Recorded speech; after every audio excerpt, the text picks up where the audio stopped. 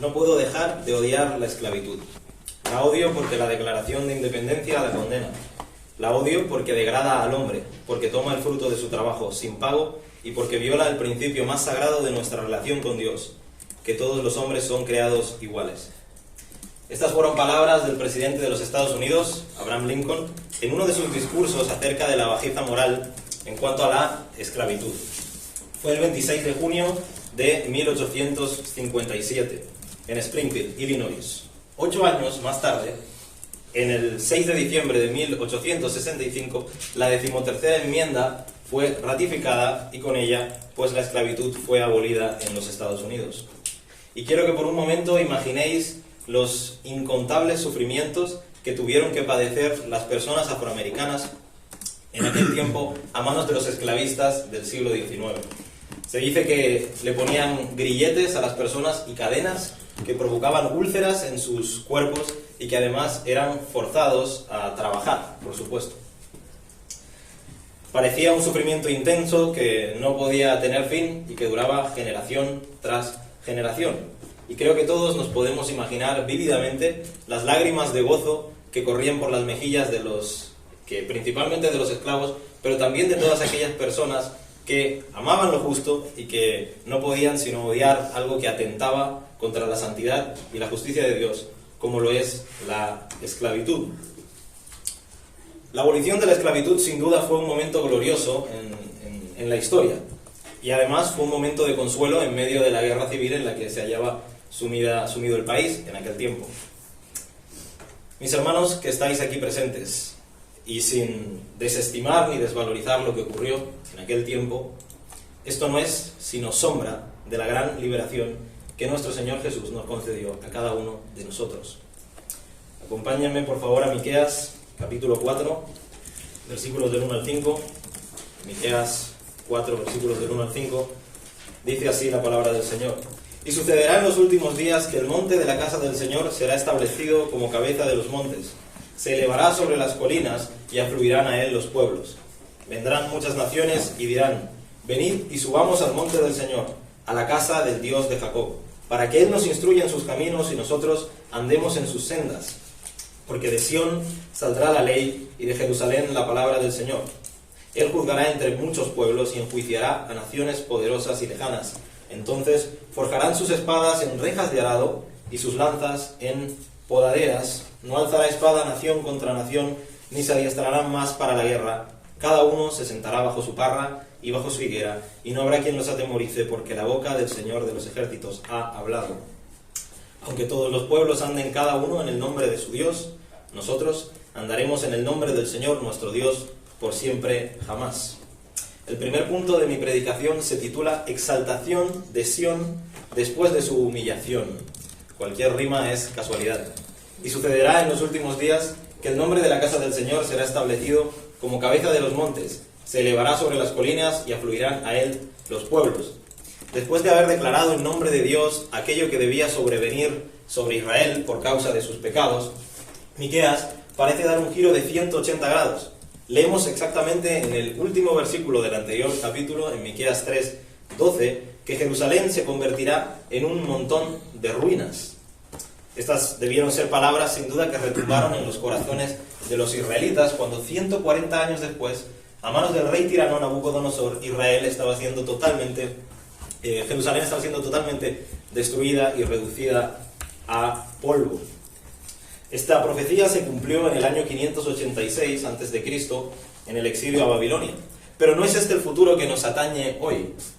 Ahora, en nuestro pasaje, Miqueas se adelanta a un futuro que todavía está más lejano, que aún ha de venir. El autor nos lleva a los últimos días.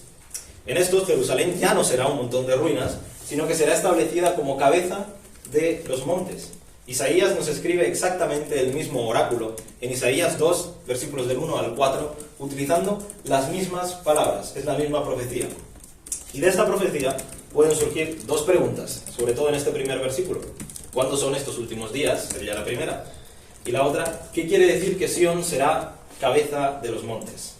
Bueno, la expresión los últimos días, aunque puede ser comprendida en primera instancia como los días anteriores al día del juicio final, deben ser entendidos simplemente como días que tienen que venir, días futuros en este texto. Un ejemplo de esto es cuando Pedro, en Hechos 2:17, se levanta después de que el Espíritu es derramado sobre toda carne y dice que se ha cumplido la palabra que decía el profeta Joel cuando decía que en los últimos días Dios derramaría su Espíritu sobre toda carne, de modo que los últimos días eran precisamente en el tiempo de Pedro. Y además tenemos otro en Hebreos del 1:2, que identifica los días en que Jesús ministraba en la tierra como los últimos días. Es decir, estos últimos días ya han llegado. Por otro lado, la expresión será establecida como cabeza de los montes no solo tiene el propósito de mostrar un marcado contraste con la ilustración que os he mencionado en el versículo anterior, sino que busca resaltar que Dios está por encima de todos los dioses, ya que estos ni siquiera están vivos, son hechos por manos de hombres. En el mundo antiguo, hermanos, los montes eran considerados como los lugares de la presencia de la deidad, porque eran lugares más altos. Por tanto, ahí incluso las naciones paganas edificaban sus templos. De modo que Sión sea establecida como cabeza de los montes, teniendo en cuenta que en Jerusalén está el templo a Dios, o la casa de Dios, el templo de Jerusalén, no solamente hace que el estatus de la ciudad sea elevado, sino que además proclama que el Dios de Israel es el que reina por encima de todos los dioses. Debido a esta realidad, el monte Sión se vuelve un punto de atracción para las otras naciones, ya que es morada del Dios verdadero. Dice el versículo 1, y afluirán a él los pueblos, lo que también nos revela el hermoso plan de Dios de universalizar la adoración, es decir, de bendecir a todas las naciones, tal y como prometió a Abraham. Mis hermanos, Dios no comparte su gloria con nadie, y menos con ídolos hechos por manos de hombre. Él hace lo que le place. Él fue quien hizo que Sión fuese hecho ruinas a manos de Nabucodonosor, y él mismo es quien decide exaltar ahora a Sión para magnificar y proclamar su nombre a las naciones. Y esto nos lleva al segundo punto de mi predicación, que es extensión universal de la bendición a Sión. La nación que había llegado a ser burla y motivo de lamentación para las otras naciones por causa de su humillación, ya no solamente es que no será burla, sino que será un lugar de aprendizaje, un lugar de conocimiento y de sabiduría. Y no solo eso, sino que un lugar de donde emana directamente ese conocimiento y esa sabiduría. En este segundo versículo se continúa marcando un fuerte contraste con la Jerusalén que vemos en el capítulo 3 y la que vemos en el capítulo 4, que es el nuestro. Siendo la del primer capítulo, es decir, el 3, podríamos ilustrar como una mujer quizá ramera que está en las calles sin nadie que la defienda, y en el capítulo 4 como una reina que tiene a su diestra todos los bienes y la protección de su rey. Lo que provoca este radical cambio no es otro que Dios mismo. No hay nada en Sión, sino Dios, que la pueda llevar a estos niveles de gloria y de atracción. Y en respuesta a esta exaltación, ahora las naciones son las que vendrán a peregrinar a Sión, cuando antes simplemente lo hacían solo los israelitas. Este hecho nos habla de la fidelidad de Dios a sus promesas. En Génesis 22:18, Dios prometió a Abraham que en su simiente serían bendecidas todas las naciones de la tierra. Y esto que leemos representa el cumplimiento de esta promesa en su máximo esplendor. En este pasaje, incluso atraer a las naciones a Sión se ve como algo muy sencillo. De hecho, son ellas mismas quienes se dicen, venid y subamos. De modo que Dios mismo les ha seducido y ellas no han podido resistir, igual que el profeta Jeremías. ¿Os suena algún otro momento en la Escritura en que los gentiles fueran seducidos por Dios? En los evangelios de Mateo y de Lucas se nos narra la historia de un centurión romano. Un centurión romano que incluso llegó a creer en Jesús. Y de hecho, Jesús dijo acerca del centurión, en verdad os digo que en Israel no he hallado en nadie una fe tan grande. Mateo 8:10. Y no solo aquí, sino que en más ocasiones los gentiles quisieron acercarse a Jesús. Y hermanos míos, es un buen momento para preguntarse, ¿hemos sido seducidos por Dios? Responded en vuestros corazones. ¿Podéis decir como el profeta Jeremías, me has seducido, no he podido resistir? Entonces, ¿cuál es el motivo y el propósito de esta peregrinación? No los israelitas, sino su Dios. para que Él nos instruya en sus caminos y nosotros andemos en sus sendas, dice el versículo 2. Ellos querían caminar con Dios y por tanto se acercaban a Él. ¿Y cómo caminamos en las sendas de Dios? El mismo versículo 2 responde, porque de Sión saldrá la ley y de Jerusalén la palabra del Señor. Estas otras naciones son bienaventuradas, porque pueden hacer suyas las palabras que bastantes años después Pedro diría a su Señor, cuando dice, ¿a quién iremos, Señor? Solo tú tienes palabras de vida eterna. De modo que la ley y la palabra de Dios son aquello que nos puede hacer andar en los caminos de Dios. Recordad, ¿cómo puede el joven guardar puros sus caminos? Guardando tu palabra. Salmo 119, versículo 9. Punto número 3. Justicia, juicio universal y futura paz.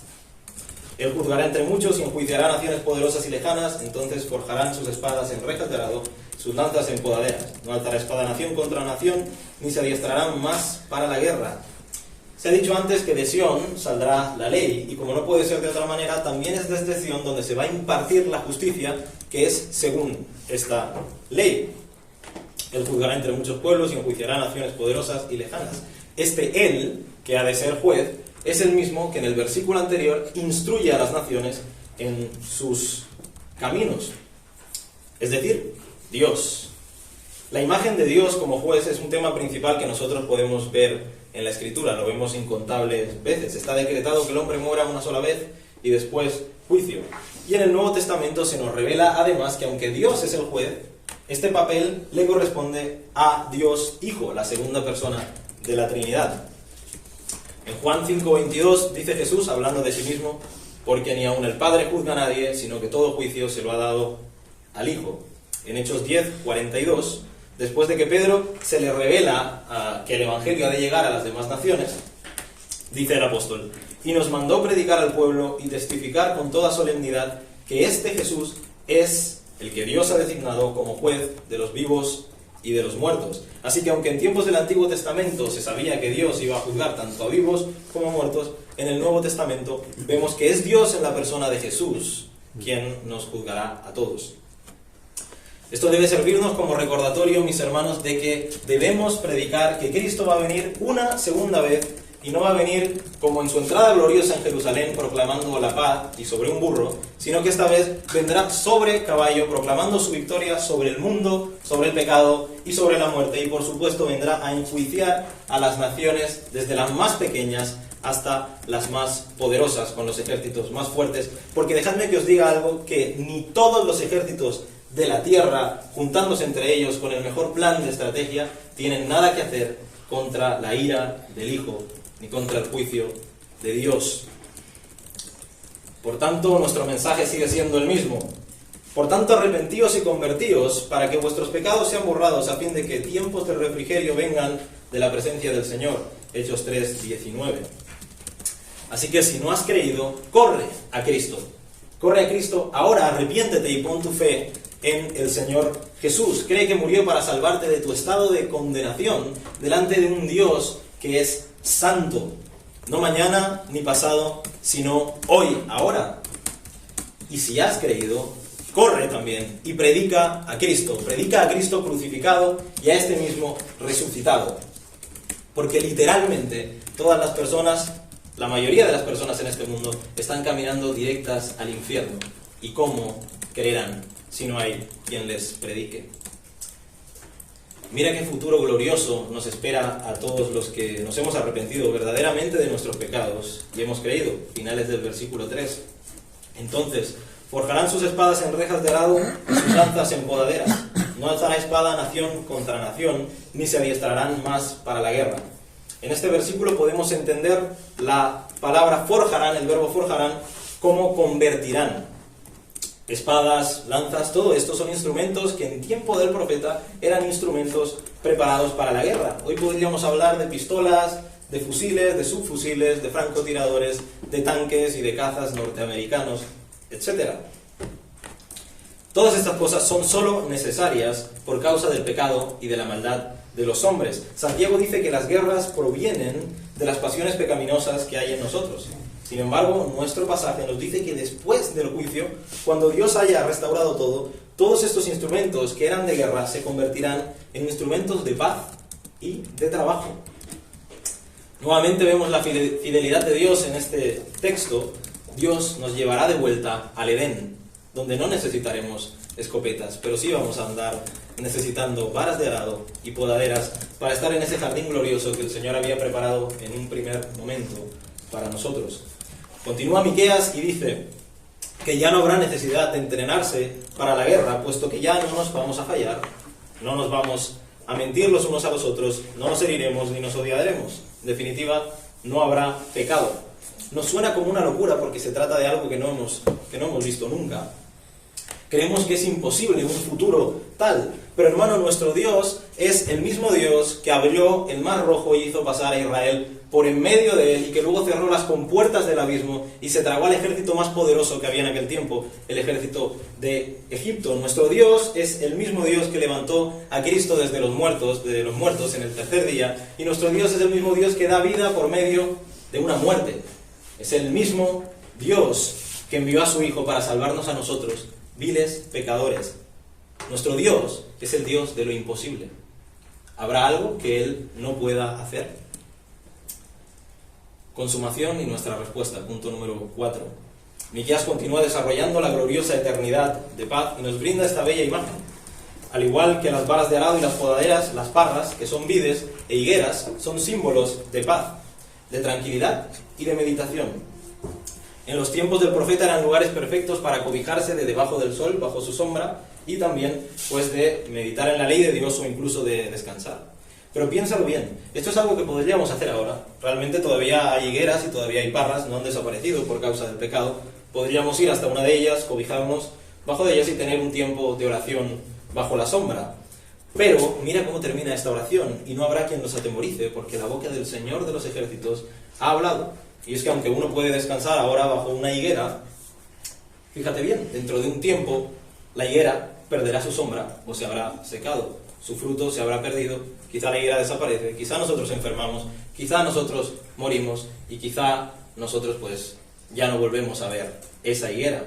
Pero eso no es lo que dice Miqueas en este texto, sino que ya no habrá ningún momento en el que nosotros veamos esta clase de sufrimiento asustándonos. De modo que mil y unas cosas nos pueden perturbar este pequeño instante de gloria bajo nuestra higuera. Pero nosotros en Cristo, hermanos, podemos mirar a la muerte y a todo aquello que nos asusta y que ahora nos amenaza y decirle: ¿dónde está, oh muerte, tu aguijón? Sepulcro, ¿dónde tu victoria? Cristo ya ganó, hermanos. Cristo ya ganó la batalla. Y como cuando un juez dicta sentencia, la firma, y esta es sellada para confirmar su validez, oficialidad y autoridad, asimismo Dios sella esta gloriosa visión con una todopoderosa afirmación, porque la boca del Señor de los ejércitos ha hablado. No existe garantía más grande que la propia boca del Dios fiel confirmándolo. Por tanto, mantengamos firme la profesión de nuestra esperanza sin vacilar, porque fiel es el que prometió. Hebreos 10, 23. Y esta ha de ser tu respuesta si has creído. Aunque todos los pueblos anden cada uno en nombre de su Dios, nosotros andaremos en el nombre del Señor nuestro Dios para siempre, jamás. ¿Cómo se podrá reaccionar de otra manera a tal inmensa salvación que hemos recibido? La única forma es entregando todo nuestro cuerpo, todo nuestro ser, nuestra mente y nuestra alma a Dios. No hay otra forma. Somos siempre suyos. En conclusión, hermanos, Miqueas quería que Judá comprendiera que a pesar del juicio merecido, Dios iba a restaurar todas las cosas, iba a bendecir a otras naciones por medio de Israel, y a la luz del Nuevo Testamento sabemos que por medio de Cristo, tal y como lo prometió. Y eso quiero haceros comprender hoy, que Dios es fiel en cumplir sus promesas. Parte de lo que Miqueas menciona en este pasaje ya se ha cumplido. Gente de toda lengua, tribu y nación ya está viniendo a adorar al Cordero y abandonando su vana manera de vivir, en pos de una esperanza incorruptible en la presencia de un Dios incorruptible. Por tanto, si hemos creído, nuestros esfuerzos no son en vano y nuestro victorioso fin ya ha sido escrito. Por eso, hermanos, 1. Mantengámonos firmes en la esperanza de la promesa que el Señor nos hace. Recordad, la boca del Señor nuestro Dios de los ejércitos ha hablado. No existe firma más fiel que esta. 2. Llamemos a toda criatura al arrepentimiento y a la fe, que sean bendecidos también y adoren al Cristo de gloria. Hoy en este país estamos rodeados de muchas personas de todos los continentes Ellos necesitan escuchar también el Evangelio. 3. Poned vuestros ojos en la eternidad, en medio de la angustia y las tribulaciones pasajeras de este mundo. Recuerda que este es el destino que Cristo ha ganado para ti, porque ni la esclavitud, ni la tortura, ni la guerra, ni la muerte se comparan a la magnitud de gloria que ha de venir. Que la gracia y la paz de nuestro Señor Jesucristo sea con todos vosotros y que Él permita que este pasaje y este mensaje que he llevado hoy dé fruto a su tiempo.